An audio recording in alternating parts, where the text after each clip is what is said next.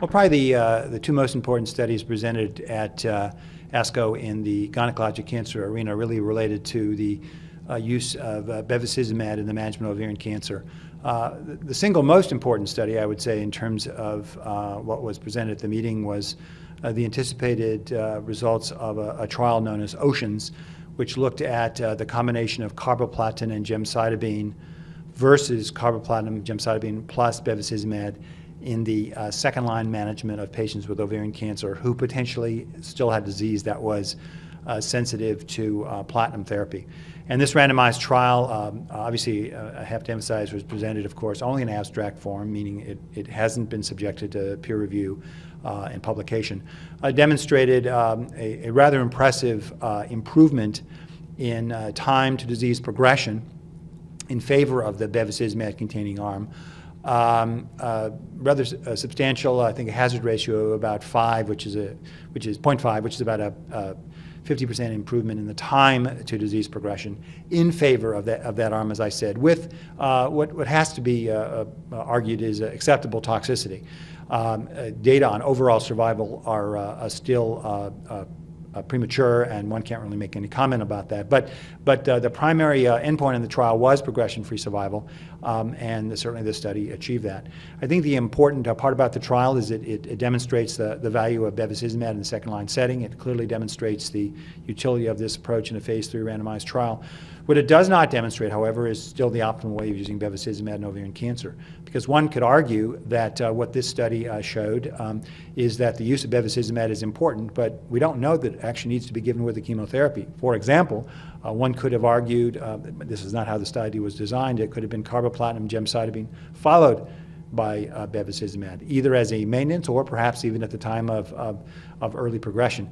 That was not how the study was designed, and I don't want to take anything away from the outstanding study, but we still don't know how to use bevacizumab in ovarian cancer. There is no question it's an extremely important drug. It should be FDA approved for this purpose.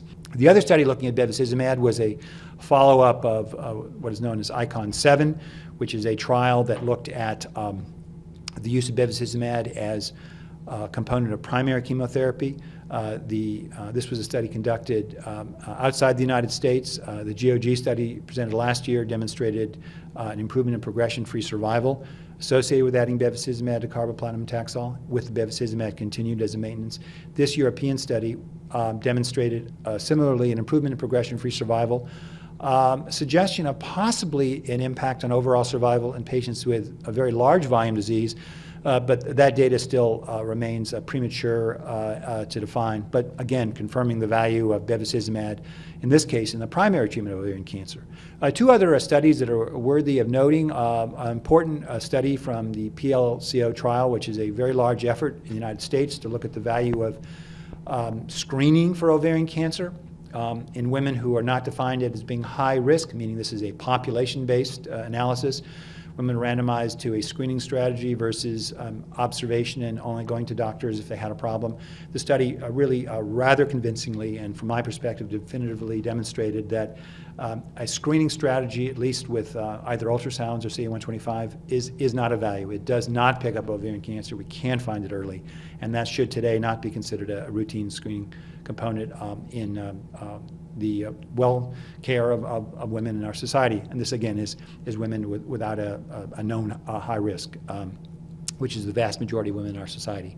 And the final study to talk about was a very interesting trial that looked at screening for cervix cancer, specifically looking at the potential value of pap smears as a single strategy, or HPV screening, or the combination.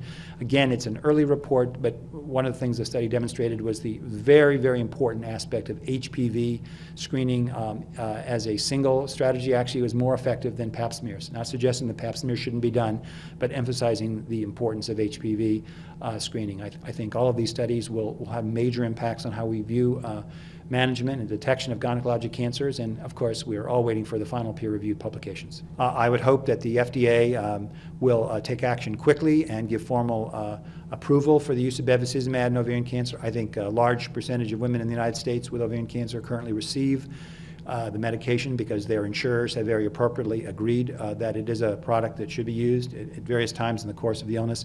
But the drug does not have formal FDA approval. I hope the FDA will take action very quickly and basically state what we all know to be certainly true, is that the drug is important in the management of ovarian cancer.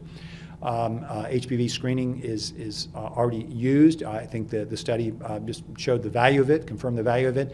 And as far as CA-125 and transvaginal ultrasounds and the screening of ovarian cancer, I would hope that this will really dissuade individuals from getting this done. Just there's nothing to regulate it, but it's not a value. And in fact, the study showed that there was some harm associated with it, unnecessary surgeries which didn't find cancer. I would anticipate in the next 2 to 3 to 5 years, we're going to see some truly spectacular studies being presented, randomized phase 3 trials, which will change the way we manage gynecologic cancers for the positive, improving outcome, decreasing morbidity associated with treatment. It's a very important area of research, a very exciting area of research, and I think future Asco meetings will demonstrate that very clearly.